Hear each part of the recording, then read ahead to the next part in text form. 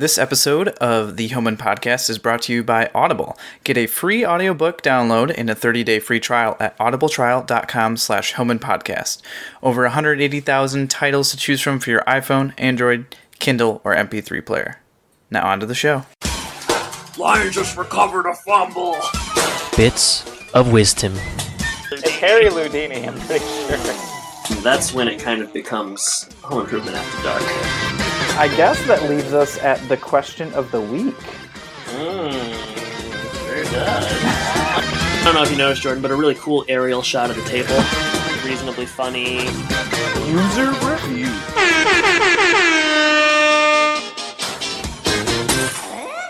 Does everybody know what time it is?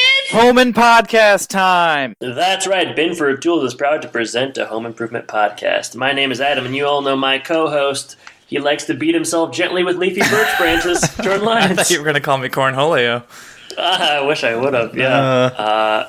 Jordan, how are you this morning? I'm doing all right. We had, it's been a while since we've had technical snafus, but this morning the gremlins were attacking us, and we dealt with that for a little bit. We're starting 20 minutes late, but I think we're gonna be better for it. Better late than never? How are you doing on this? Are you familiar with the saying, early is on time, late... I don't know. You know what I'm talking about? Yeah, I feel like it's a dumb phrase. Well, yeah, it's so stupid. No, on time is on time. Yeah. I don't know, like what early is early, on time. Yeah. There's two type of people in this world: people who are here early and people who are here on time. And people who I hate. No. All right, Jordan, I'm doing well. Happy to be talking to you this morning. Yesterday was my last day going in teaching for the semester, so I have some grading to do over the following weeks or so, but I'm feeling good about having a little break here. I'm still wondering if any of your students will ever find this podcast. Well, certainly hope not. No, I don't think so. I can't imagine a scenario where that happens. They're all 18, 19, 20, some of them a little bit older, but it would... That's kind of the chances target are slim. audience for us. Yeah, Home Improvement, now that it's on Hulu, it's just reaching a whole new audience. No, I don't think so. We're going to talk a little bit about Norm McDonald and his interview, Tim Allen's interview on there, and I felt like that was... that's the audience right there. They both look a little bit older, a little more wrinkly, something like that.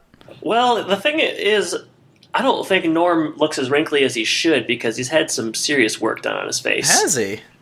I mean, yeah, just look at his... There's no wrinkles on his face. Like, it's... I was more focused on his nice jean jacket. I don't know how you could not notice that. He's got a great jean jacket on. That's what I was focused on. Yeah, but Norm... Well, we'll talk. Let's just get into it. So, the interview was September 26, 2017. I believe, was it Mark Volbeck that passed this along to us? I don't remember. Somebody. Okay, well. Let's just say Mark did it because we love Mark. Yeah, I mean, somebody did it, and if it was Mark, great. It's on a show called Norm McDonald Live, which... and I guess we didn't do enough research. As far as I can tell, is it a YouTube program? Yeah, it looks like a YouTube program. They have sponsors and everything. It's just like a video podcast, but on YouTube. Right. So he does, and he appears to do interviews with various comedians and people in the comedy world. And he had Tim Allen on the show, and there are some big takeaways. It's an hour 7 minutes. It's pretty long. You listened to it a while ago. I finally listened to it this week. And then I had to listen to it again because I forgot what they talked about. So you really know. They talk about a lot. They're pretty economical. They talk about a lot of things while also at the same time kind of talking about absolutely nothing. Sure. I felt like when I was done, I did enjoy it. The biggest takeaway is Norm's very strange. He's very out of it. I don't know. I used to think Norm McDonald was funny on SNL, and I'm trying to think of a Norm McDonald movie that I liked. Oh, there's that movie with him and Danny DeVito where he kidnapped somebody's dog. I remember thinking it was all right. But Norm he's a little older now. I still like him. He's a real strange bird. I mean, he's so aloof to the point where he really had difficulty conducting an interview. His questions are things like, you got busted with cocaine once, huh? That was actually probably my favorite part of the interview. But what's he talk about in this? He talks about. Well, he talks. They do everything. Like they start with the politics and religion debate of freedom of speech and kind of the stuff that happened on Last Man Standing, and they go to that a couple of times. Mm-hmm. He's really. I feel like he tries to really probe into Tim Allen and make him say things that are very. Yeah, he is baiting him. Yeah, and Tim does not take the bait though. No, Tim's a smart guy. Tim's smart. Tim looks very, very cool. Yeah, well, he is very He's got cool glasses on. Just looks very slick. Whereas Norm, his face is all puffy. Norm just looks like a grandpa to me. Yeah, Tim looks like a cool uncle. That's right. So yeah, they talk about religion, philosophy. That was my least favorite part. He talks a bit about the one guy asks him, "Where do you get your ideas from?" That guy, how'd you come? That guy sucks. That guy who's just sitting on the side, he pretty much just asks the most generic questions possible. That made our interview with Richard Karn look like Dateline or something. Oh man, yeah, it was very. I liked it. I found various aspects. I mean, a lot of it, things I had assumed but maybe not necessarily heard articulated. Mm-hmm. He talks about, being in doing the Tool Man or being in the Santa Claus movies and then doing stand-up and talking about, as he puts it, his nuts or things like that. Just kind of the dichotomy between what people expect and what he really actually does. He really goes into more behind-the-scenes stuff about all the stuff that we've heard about. So if you want to hear more about, the possibility of a Home Improvement reboot or... He didn't say no. He didn't say no, but it seems unlikely. His stand-up persona and some of the stories behind that. Rodney Dangerfield, that was maybe my favorite part, because... I liked it when they're talking about Rodney Dangerfield doing coke when he was 90. Jeez. I liked Dangerfield's joke as he was going into the operating room or something. He said something about, how serious it was. If it goes well, he'll be out in 3 hours. If it goes bad, he'll be out in 20 minutes. Yeah. So he's still making jokes in this life and death scenario. I love it. There's a lot of reference for Jay Leno. A lot to talk about Jay Leno. Jay's the best stand-up comedy. It really was all in our wheelhouse. Jay Leno, Dangerfield, all the Home Improvement stuff. Jay, you haven't noticed how these guys get together? Yeah, they really hold Jay in high regard. No, it's more related to stand-up and comedy than it is about Home Improvement, though there is some of that. He shares a charming anecdote about hating kids and swearing at children while in Santa suits, while talking about or filming the Santa Claus films. So there's that as well. But I did enjoy it. It was maybe the jokes at the end were not so hot. That was not a very interesting segment to me. Yeah, well, that's not his fault, Yeah, I mean, he's just reading off of a cue card. That's true. He's doing the best he can. I don't know that. I wish somebody else would have interviewed him. Norm is just. Yeah, I liked it when Tim was like, I see you wearing a Red Wings hat. And Norm was like, yeah, Detroit Red Wings. And he's like, yeah, I know where they're from. Why are you wearing it? Never got answered. So, yeah, Norm is just a little bit slower nowadays. That's what I gained from this. Tim's still on top of his game. Yeah, Norm's throwing 80, Tim's throwing 96 with a knuckleball as well. So it's a good interview. We'll post it to Twitter. Yeah, when the episode you probably comes out. shouldn't watch it if you have a gluten-free diet, though. That's stupid. I mean, I liked it. Some of it was real dumb. Yeah, I mean, hit or miss. But yeah, there's good stuff in there. Worth watching. Mm-hmm. They did talk about El Camino Christmas, which we're recording today, and it comes out on Netflix today. Yeah, it's probably out as we speak. One of the movies that we put in our poll on what we could cover this Christmas. Not a Christmas movie, but does have Christmas in the title. So, I mean, he said that in the thing. It's got to sort of be a Christmas movie. If it has Christmas in the title, it's a little bit. It happens around Christmas time. That's it. People are pretty happy to consider. People often think they're clever and they say Die Hard's a Christmas movie. So if that's considered a Christmas movie, then El Camino Christmas with it in the title. I think more what he means is it's not a children's movie. Yeah, that's true. He's not wearing a Santa suit. You said he dropped an F-bomb in the trailer. Yeah, in the trailer. There's definitely some language. Wow. Well, that I am excited for. Yeah, so that's I mean, by the time this comes out, it'll have been out for almost a week on Netflix. We may or may not record an episode on it. Depends on how we like it. I mean, I'm gonna watch it this weekend. If it's good, I think we will. Yeah, I'll watch it in the next week or so. So I don't see why not. Cool. All right. Well, let's get into the Home Improvement episode here. Yeah, shall we? We'll segue right into episode 71, Swing Time. This one's written by B.K. Taylor. A lot of the episodes, at least lately, have been written by multiple people. This one just by BK. I think there's something to that. I agree. We'll maybe talk about it at the end. All right, and he last did 'Twas the Blight Before Christmas. Just a quick thing before we get into it. I was doing some research for the Santa Claus 2, which will come out, I believe, in 2 Is weeks. that or video something. that you posted, or? Oh no, was that video? the? Remember you posted a video on Twitter that was like doing research for the. Oh no, that was for this. Okay. That was for Go the ahead, Tim sorry. Allen interview. Yeah, thanks, Jordan. I was just gonna say that there were something like there's like 6 writers for the Santa Claus too, and that doesn't bode well for anything. No. Anytime you know, like anything more than like 2, especially for a sequel, like they have 6 new writers for the sequel to the Santa Claus, like.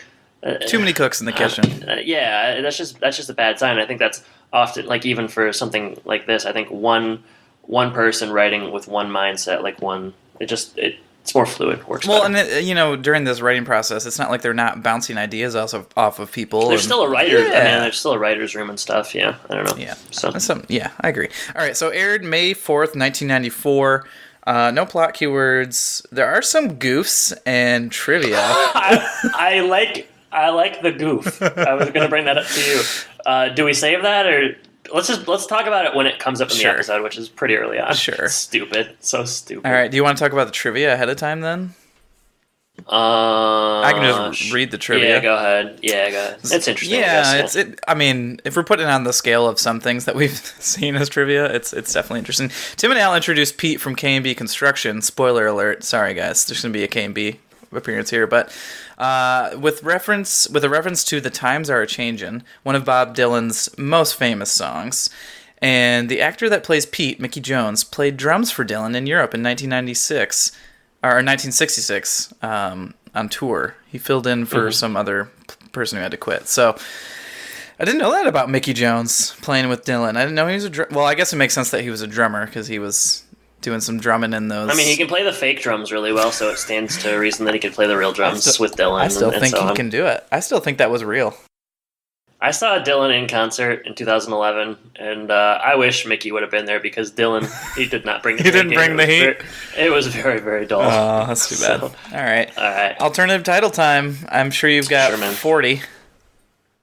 2, 3. I have 4, possibly 5. One of them is really easy, so I'm only going to use it if I have to. Okay, you go first. So the episode is called Swing Time. My first one is Less Than Less. All right. Well, mine is less is more. Yeah, that's the one that I was only going to use if you didn't do it. Because I need it's so just, easy. yeah, I need low-hanging to- I fruit. need to take the bait.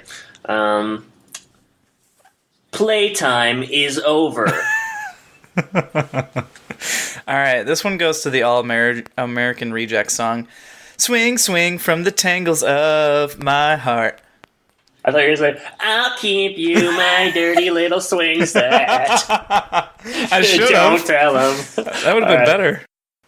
Can't take the heat. Stay out of the tub. I also have a tub. Hot tub flub. Last one, The Adventures of Pete and Pete. All right. That's good. I think that's a pretty good addition by us. Yeah, those are considerably better than last week's. Much like this episode so far is going considerably better than last week's. Yeah, it's going to be a theme today. So, plot synopsis by the one and only Bernie. For Mother's Day, Tim and the boys plan for a hot tub, but they have to remove the swing set. Jill mentioned that she wants an herb garden. When she sees the swing set gone, she reminisces how much she enjoyed it. Tim gets the swing set back. Spoiler. Yeah. Boy, he doesn't leave anything to the imagination that time. Jeez. All right. You ready for this? Yeah, I'm ready. You want me to start? Sure. You never open, so let's open with... I never open. I always close. Yeah, All always right. be closing. ABCs. Okay, we open. Homestead. Check out the logo. That logo. I didn't notice it. What's it doing? It has legs and arms. It's reclining on the couch, just like, no big deal. It's just chilling. No, man, it's night. I'm tired. All right. Stop. I'm enjoying this. All right. So, Jill is researching an article on Finland for her magazine. What is this magazine's theme? I'm wondering. You know, what are they covering? What's the scope here? It You know seems what? like They had to have talked about what the magazine covers before, but I do not remember. I mean, I thought it was like Detroit arts and culture. Like, I'm not sure. Well, maybe they're going to do something about Finnish style. Like, Oh, we should have done like Finnish line as a title.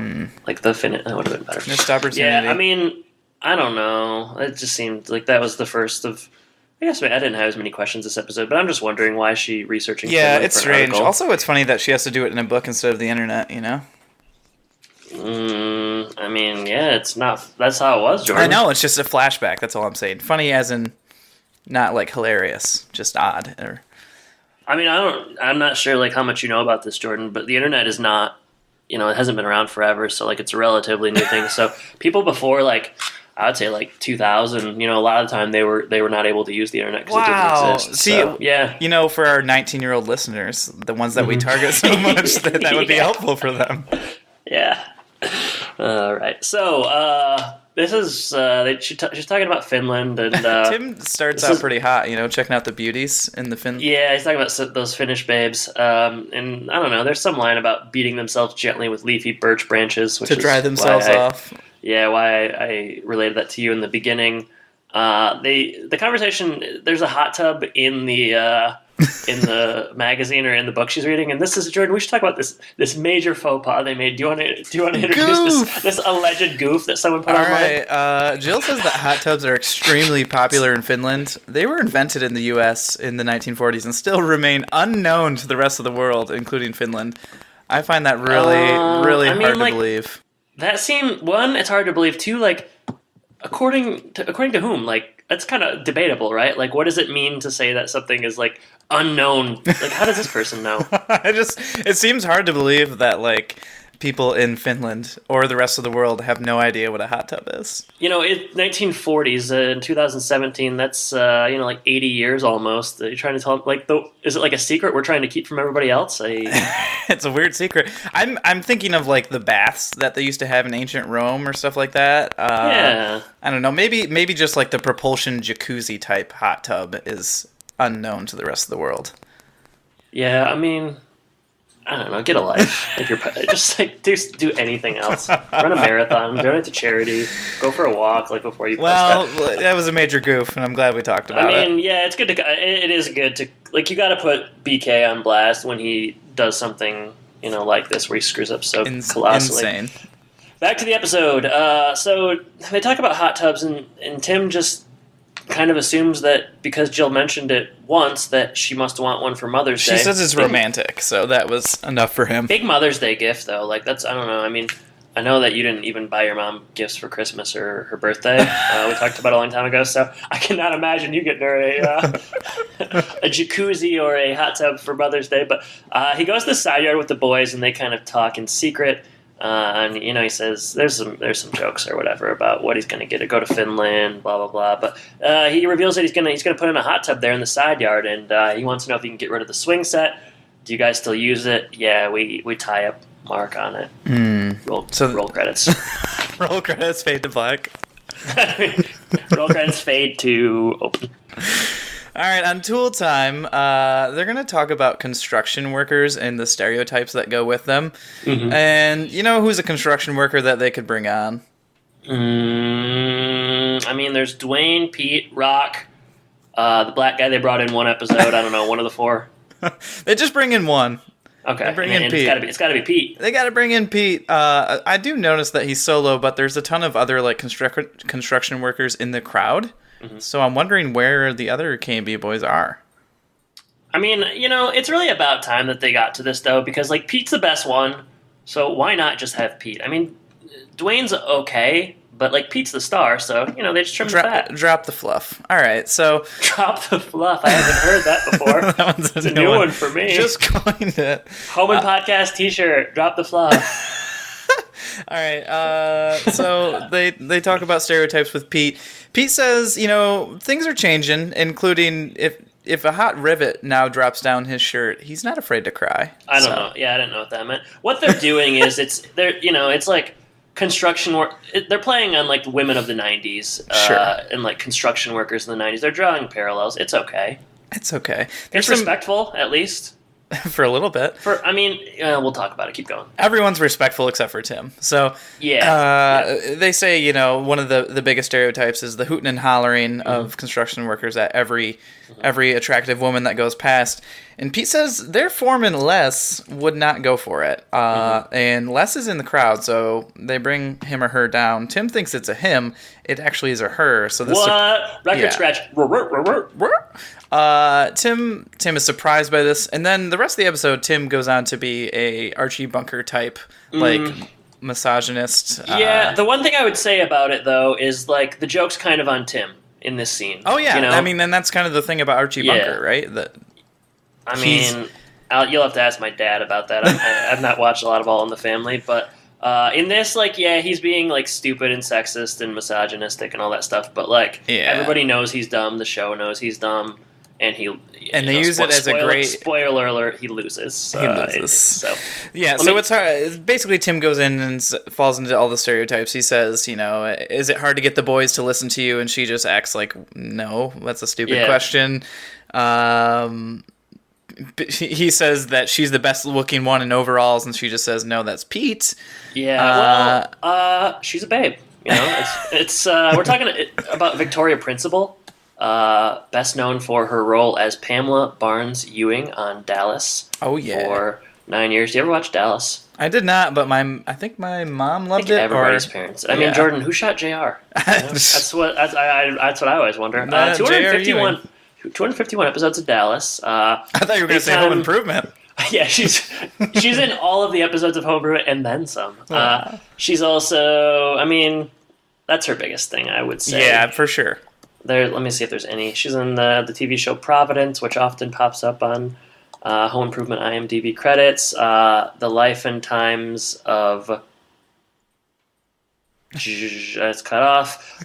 Vigilante Force, Earthquake. She last appeared in a TV series called Titans. But yeah, Victoria Principal, Dallas. Nominated for 2 Golden Globes. Nice. Never won one. She didn't win for this performance? Come on. Jeez. Yeah, it's a shame. She was born in Fukunawa, Japan. Wow. That's a lot. Just a lot going on in her life. I know. All right. So there's that. That's it. And back to the episode, what she's going to be doing here, basically Pete says that no one knows more about tools than Les. And Tim gets a little feisty. He's like, really? More than me? Come on. I'm the tool man. Yeah, and Al, he really sees this opportunity and says, you heard him. And Al is like egging him on. And so we have another competition. This time no Bob Vila, but Tim is still... Bob Vila's coming at the end of this season. So it's This is really a prelude, getting Tim warmed up. This is better than Bob Vila. Yeah, for sure. All right, so that's what's going to happen this episode. We're going to see that. But for now, we're going to go outside at home late at night. We learn later in the scene that it is midnight. It just doesn't make any sense. Do the boys have school tomorrow? The boys have school tomorrow. The boys filled in the hole, and Tim just kind of watched. That's what it looks like to me. Too. I was just like, it just is very strange. It's like they were like robbing a grave or something. They just had shovels and it was pitch black. I don't know.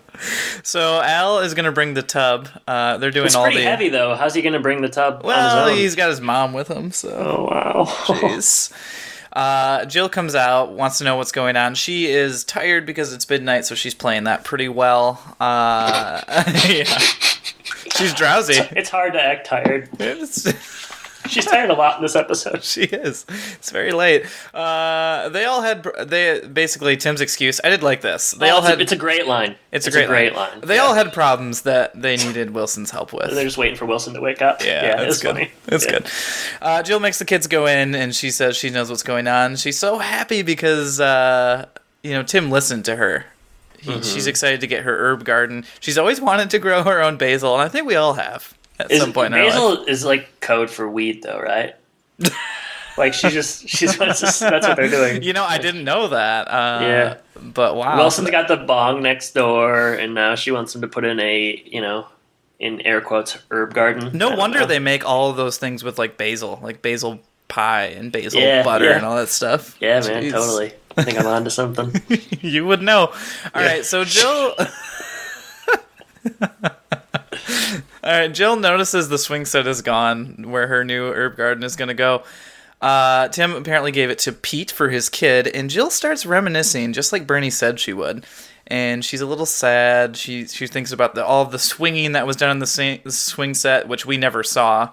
Apparently, I've seen him on it before. I think they moved it. It used to be in a different spot. It did used to be a different spot. Yeah. They used to measure their height, just like every little kid did, and Tim was always the tallest. So that's another line there. That's all right, yeah.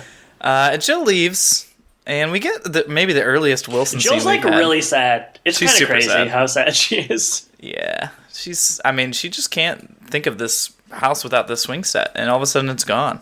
Yeah. So I don't know. she's gonna have to deal with that future. But Wilson comes out, and Jill leaves. Wilson, can we talk about how Wilson's outside at midnight shaking maracas? Tim's upset about it, and he has every right to be. It's a little bit late to be doing that kind of nonsense. Yeah, let's play the clip before we talk too much about it. Show.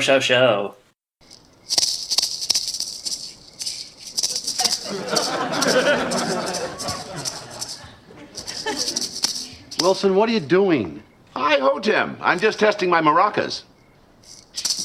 Usually when I have mine tested, the doctor makes me turn my head and cough.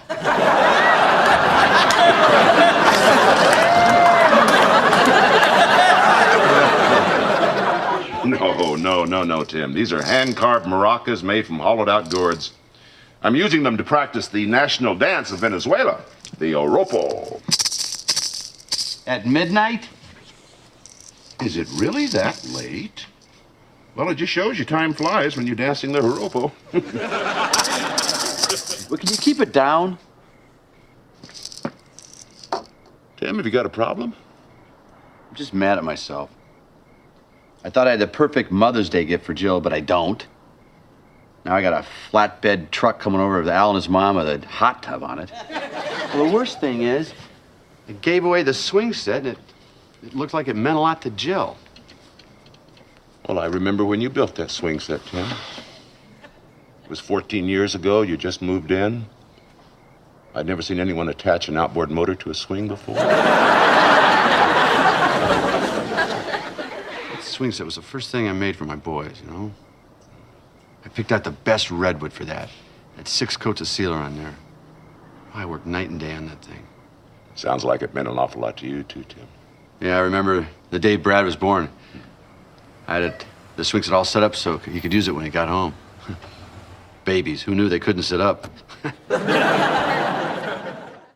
All right, so Wilson's shaking his maracas. It's midnight. He's practicing the national Venezuelan dance. But Tim's not happy about this dance at this time. He's testy, and not so much about the maracas as he's lamenting that he sucks at giving gifts. And, he had this problem last episode when he wanted to give a gift to all of the audience members of Tool Time. And he ends up coming with something from the heart, and he might do that here, but...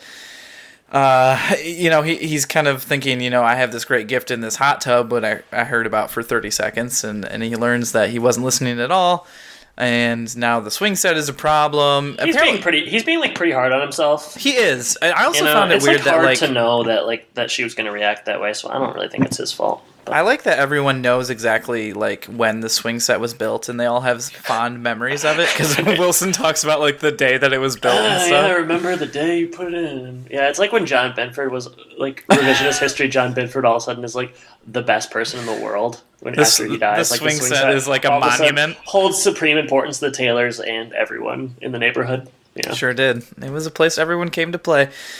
Al comes through the side yard at the end here, and the plan is scrapped. But I like the idea that Al comes through the side yard with his flashlight or whatever. He's sneaking through at night. But what do you like about that? I just think it's funny. I think it's funny him sneaking through the side yard. I hope they can return that hot tub because that was probably expensive. I hope it's not filled with water because then it would be very heavy. I don't think that's how it works. But. All right, next scene.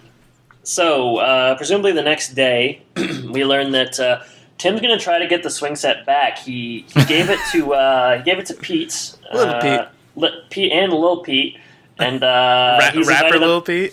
Is that a rapper? No, I just think it sounds like a rapper. Lil Romeo, Lil Bow Wow, Lil Pete. Why not? Lil Romeo, Lil Bow Wow, Lil. Oh, there's more. Oh, there's a million. Lil Kim. Sure. Lil. Who's your favorite Lil? Lil Wayne? Oh, Lil Wayne. Okay. Who is my favorite of those ones? Lil Wayne, probably Lil Wayne, I guess. I mean, I don't really like any of them that much. Lil Uzi Vert. I don't know who that is. I think that's a new rapper that I've heard of before, but I mean, all the kids at school like Cardi B. Do you know who Cardi B is? no, now I'm old. It's like a Nicki Minaj type, I guess. Great. I thought Nicki Minaj was new, but apparently I'm so old. All right, so I think cast. there also was a lot of like Young Thug and Young Jeezy. else. Yeah, I Young think maybe you've got a nice pull on your hands. What would that be? Your favorite little, just like you did. I bet our listeners love rap. Just like your favorite Michael that you'd be excited to meet. Well, that's a personal pull. That I happen to use our larger podcast feed to get more votes. Talk about collusion. Jeez. I tell you what, I know I'm in trouble. All right, back to Pete and Pete, The Adventures of. So, they're continually ignoring the fact that Pete supposedly lives in Bay City, which is, hour and a half? At least. At least, right? So he's just zooming back and forth for the show. He's coming over, is Home Improvement Tool Time, putting him up in a hotel when he comes? Or, I don't... I guess we've never found out exactly where they record Home Improvement, or Tool Time, I guess. So maybe they have, a middle office in Flint, so it's halfway. That's still, an hour? It'd be Bay City? It'd be 45 minutes. Far enough. All right, so Pete and Pete are there. Did you recognize Lil Pete? I did not. Okay, so... What's Lil Pete from? Lil Pete, do you not know? No, are you teeing me up? I'm teeing you up, but I also don't know. Wow, okay, both. So, Lil Pete is Drake Bell of Drake and Josh fame. Oh, wow. See, I never really watched that show. So. Oh, really? I liked it. It was on Nickelodeon.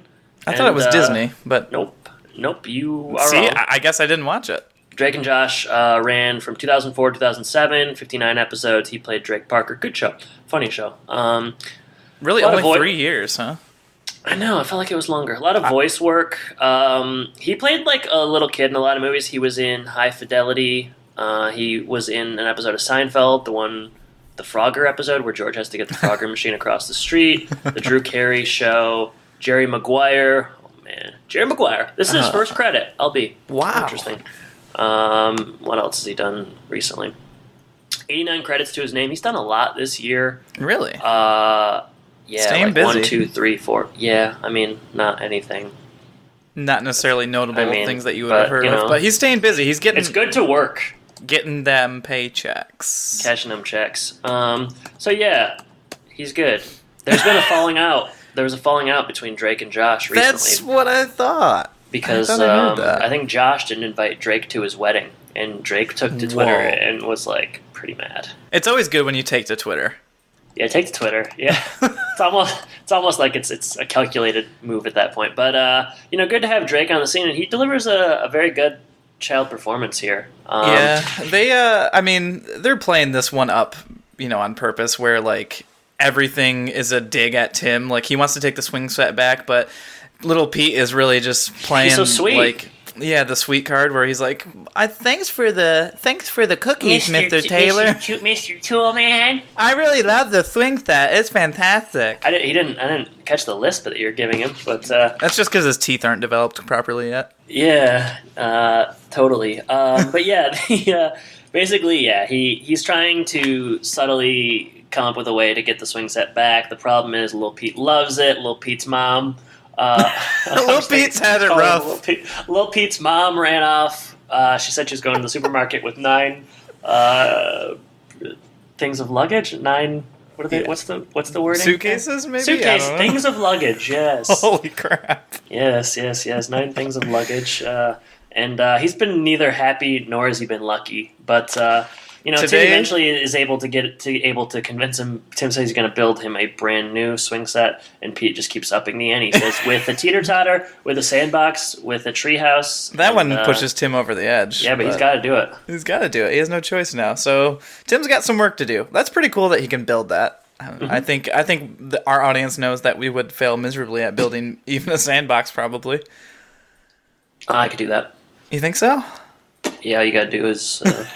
It's 4 boards together. Pretty easy. Sounds like we've got another episode of recording to do.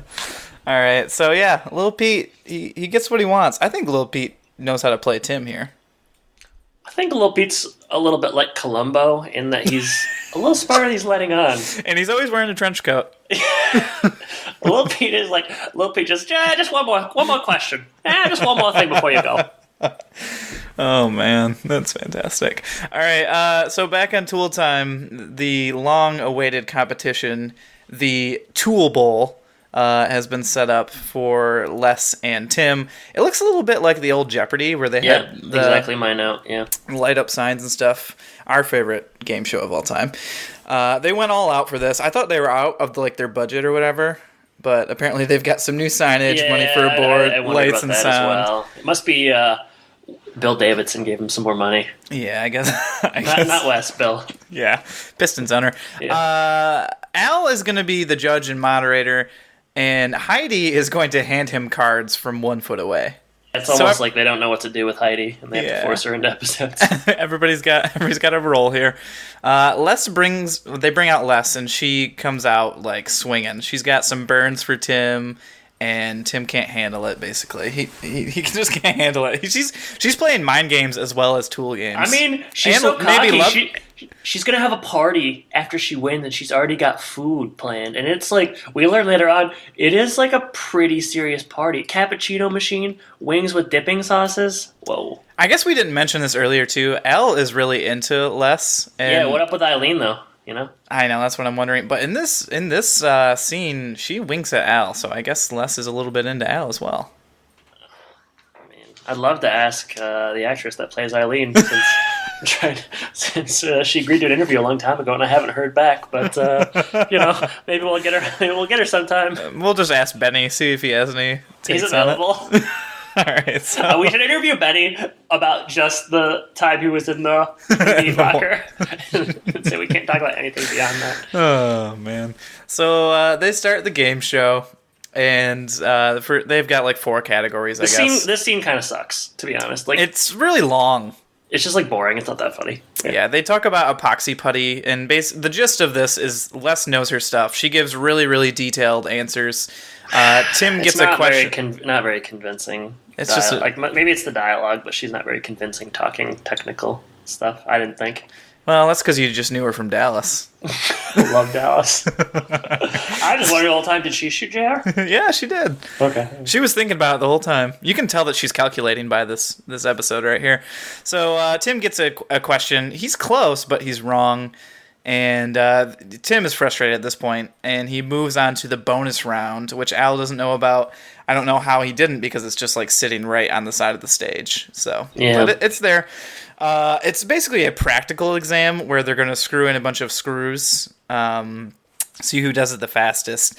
And they get a bunch of electrical screw guns out. Les picks her weapon. Tim picks a weapon that is not available to anyone else, and it's a engine-based, I don't know, it has a gas engine, I guess. And you know where this is going. There's not any mystery here. But he's cocky. He gives her a head start, and she does well, but he comes over and blows through the wall.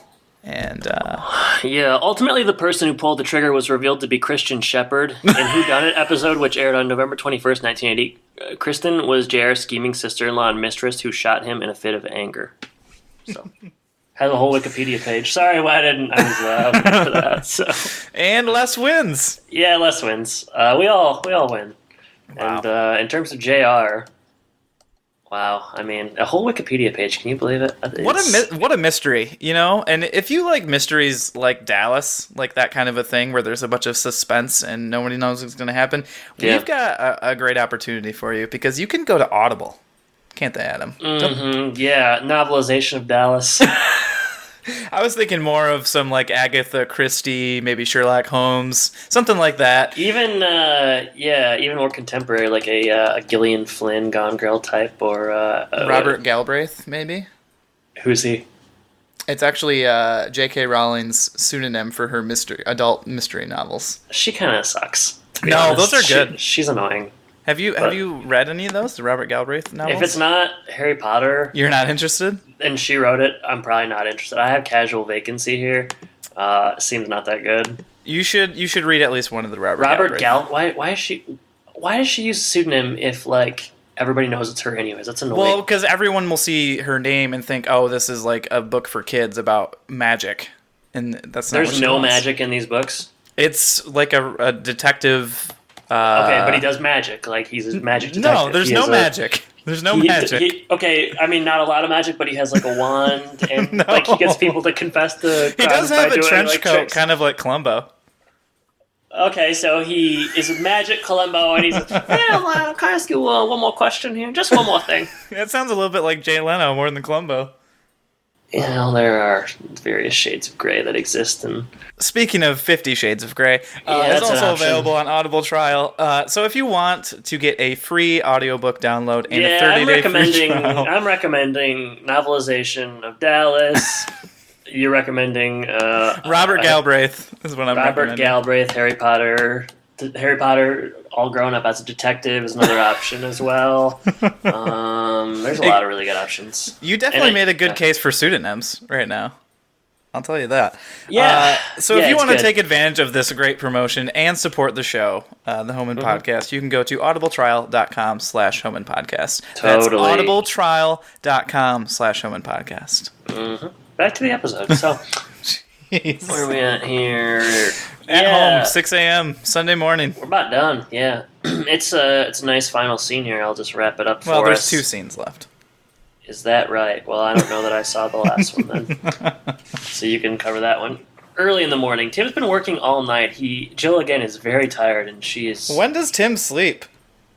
Jill requires a lot of sleep because she just. I mean, I think this had. I mentioned earlier about the herb garden. Such substances are apt to make someone lazy, and Jill comes down and. I don't know, she has the look of a Chiba hawk in her eyes. That's all I'm saying. So she emerges down the stairs. Tim takes her outside. She expects to see an herb garden, but what she instead sees is a beautiful gazebo, Jordan. And I know you always have loved a gazebo. Boy, I love a gazebo. And they've planted basil all around it. Hanging basil plants. Yeah, hanging basil plants, huh? Okay. What do you see upon closer inspection, though? Well, the initials, the boy's initials are in the wood, and come to find out, and I actually figured he did this right away. I don't know why it took her so long to figure it out. Well, because she's assumed apparently gotten into the basil plants. she's exhausted, and her Chiba Hawk sensory has got her all screwed up. She is touched by the fact that Tim was able to get the swing set back, and he's turned it into a gazebo overnight, presumably. Tim is inept most of the time, but man, he can really pull off some Stuff in the middle of the night on a deadline. He's been hammering all night right outside their window, and she didn't wake up. But, no one was the wiser. It looks great. She's happy. She's touched. They grow up so darn fast. I thought this was the end of the episode. You're telling me it's not. So what comes after this? Yeah, there is a nice moment where Tim also carved a heart with their initials in it. Really nice. That's new. There is one more scene, and it's a really good scene. So we go inside. Apparently later that morning, it's Mother's Day. I'm guessing it's Mother's Day at this point, and they're all serving Jill. So Mark comes out and serves her a basil omelet. Doesn't sound too bad. Brad comes out and serves her Basil omelet? Yeah. Okay. Basil butter. Wow. And then Randy I see what. Oh, it's basil everything. Yeah, Randy comes out and serves basil juice. Tim gives her a basil cream pie, and she ends the episode by saying she should have asked for diamonds. She should have asked for diamonds. So everything would be made of diamonds. Diamond juice. What is that? That's a great end to the episode right there. That doesn't even make sense. There's a couple outtakes after that. What are they?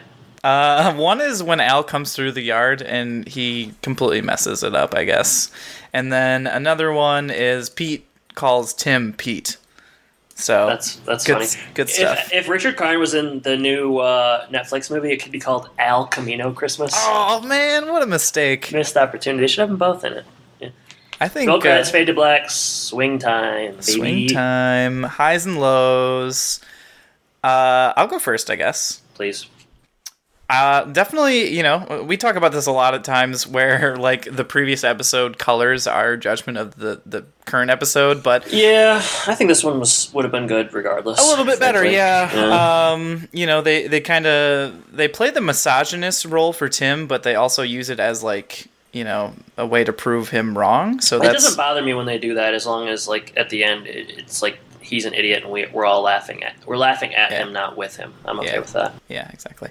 A couple of good lines, like the line where they all had problems that they needed Wilson's help with, stuff like that. Yeah. Just made more sense to me than the last episode that we had.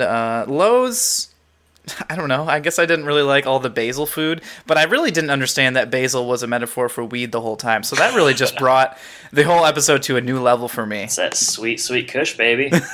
So I like the scene with Little Pete. I thought that was a good. I mean, Little Pete plays well, but they also play the scene pretty well, where he's just wants more and more and more and ups the ante and all that stuff. So just a decent episode. Not like one of the best ones, but middle of the road for me. Yeah, well, in the final scene of the 1970-80 season, J.R. Ewing hears a noise outside his office. He walks out to the corridor to look and is shot twice by an unseen assailant. The episode, titled The House Divided, was broadcast on March 21st, 1980, my birthday. It was written by Rena Down and directed by Leonard Katzman. Viewers had to wait all summer to learn whether J.R. would survive and which of his many enemies was responsible. I don't think you need to say one more word about your highs and lows. I think I covered it. I like this episode. Maybe it is because we haven't watched a very good episode in a while, but I thought it was funny. We haven't watched an episode in a while besides the last one. So. I know, yeah, you're right, but that was so bad that it made me want to not do the podcast anymore. You wanted to quit. You kept texting me like, hey, let's quit. Anytime we watch a bad episode, I'm pretty much ready to bow out. Yeah. No, I'm just kidding. But not really, though. I mean, sort of not. But it's a good episode. It's funny. I liked the premise. It was sentimental. I liked the ending. Yeah, it's just funny. Good.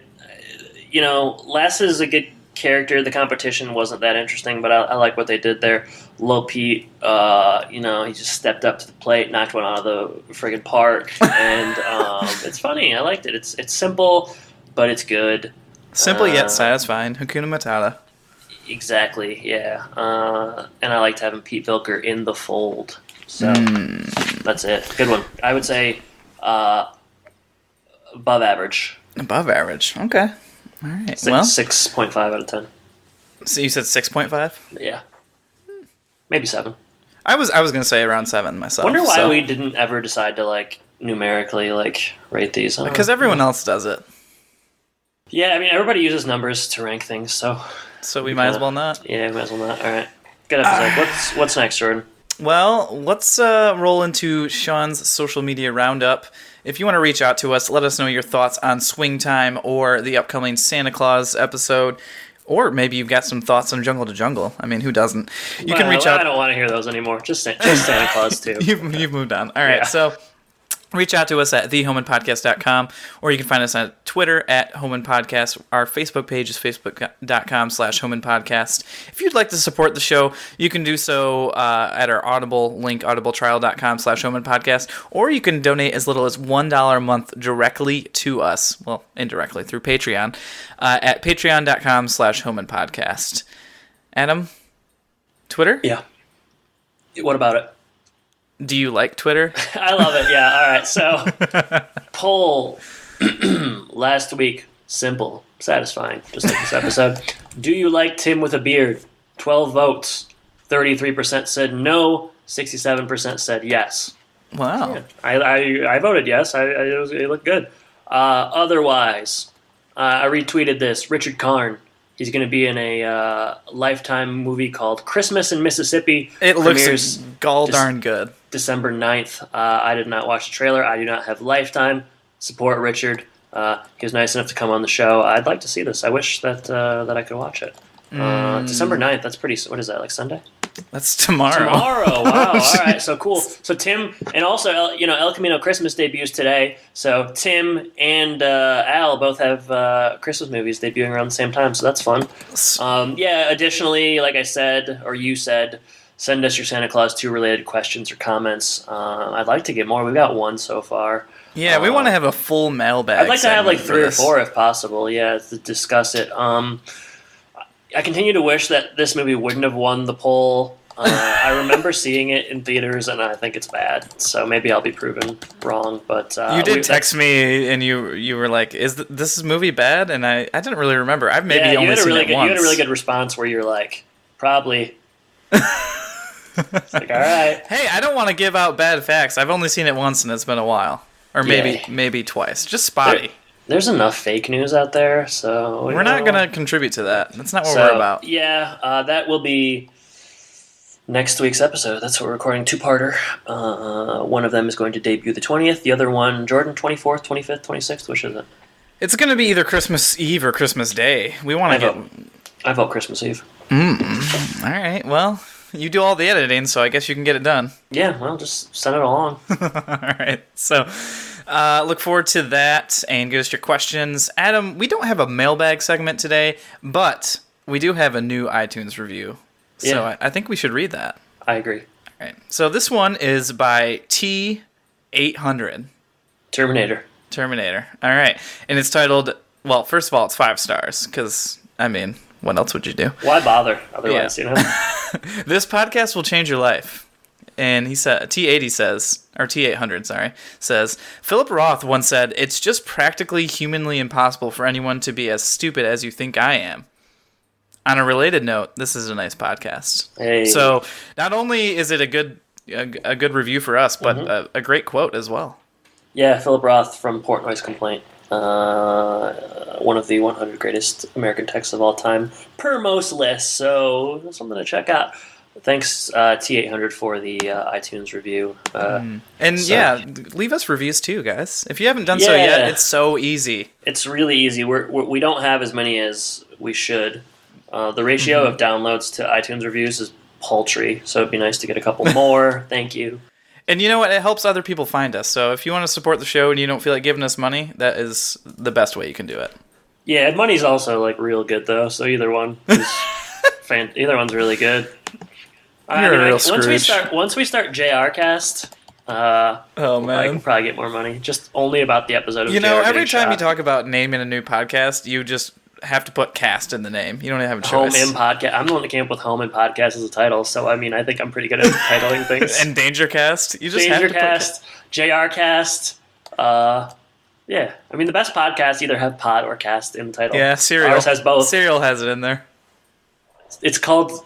No, whatever. Never mind. Adam, it's your turn for the question of the week. All right, we're going long here. Question of the week. Okay, Jordan, per 101 fun and interesting questions to perk up boring gatherings, I'm going to ask you question number 23.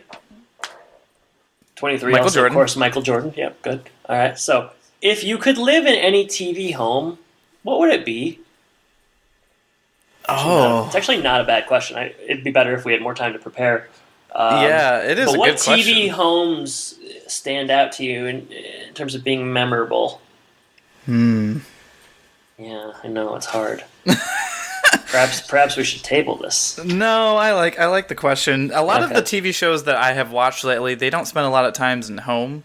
Yeah. Like Parks and Rec or The Office or... I'm trying to think of my favorite shows, and then like Seinfeld. I'm gonna say Designated Survivor because it's the White House. No, I actually haven't watched that at all this season. I kind of gave up on it. I heard it switched showrunners like 5 times, and really, that it became an inconsistent in tone because when you have 5 different people run a show over the course of an episode. Yeah, exactly right. So I have an answer. You go first. I'm sure that there are better answers than this, but in terms of like, I always thought that the apartment on New Girl was very, very cool. It's very modern. It's very modern and big. Lots of brick, sizable, lots of rooms. I think they have urinals in the bathroom. Obviously, very, very cool. To you. It appeals to me. I love urinals. So that's one that comes to mind. In terms of like other, I'm trying to think when I was younger, like what there must have been like cool houses or like kids with cool bedrooms, like. The apartment in Seinfeld, nothing to write home about. Although you are in New York, so that's pretty cool. That is cool. Yeah. Or Home Improvement house. Like the boys have a really cool bedroom. Yeah. If you want space, though, if you need space to roam, you could have your own baseball field if you want. I'm thinking the house on Smallville. Okay, you have to tell me about that. Well, they live on a farm, so Yeah. I mean, there's a lot of work to be done there. But you know, you got all the space that you could possibly need. You got a big barn that maybe you could turn into a full court basketball court. Yeah. And then just a nice homestead. Right. So that's good. Okay. On the opposite end of the spectrum, maybe the Friends apartments. They've got that's pretty good. They've got big apartments in New York. Shocking. I mean, it's rent controlled. Yeah, I mean, explain it on the show. So that's the only way to explain it because they don't make enough money. No. Everybody besides Ross, who lives by himself, and Chandler, who has a day job. Yeah, and then Ross moves into that apartment across the street, and even that's nice. So they have good apartments. But the primary apartment in Friends, you're right, that is a good one. I'm just trying to think. I wish I could think more of like houses or homes that are cool, but like the Pokemon house. Again, these are references I just they don't spend a lot of time there, but it seems like a nice house. Well, I'm sure there are better answers, and I wish I could come up with them, but that's gonna have to suffice for today. So. Hey, you know what? It could have been worse. Could have been worse. All right. Well, Jordan, next couple of weeks we'll be covering the Santa Claus 2. It's going to be wild. Which is going to be wild. After that, it's going to be what you see is what you get. And we're getting close to the end of season 3. Yeah, like 3 or 4 left or something. And of course, I've been talking about Reality Bites, the one where Randy catfishes a 32-year-old woman, and she shows up at the house. So that's my Christmas episode, frankly. I think 2018 is going to be off to a good start. I mean, I tell you what, yeah, I think so. So, Jordan, thank you for joining me. Listeners, thank you for listening, and I guess I should. Just one more question. I guess I should say take care. Take care, everybody.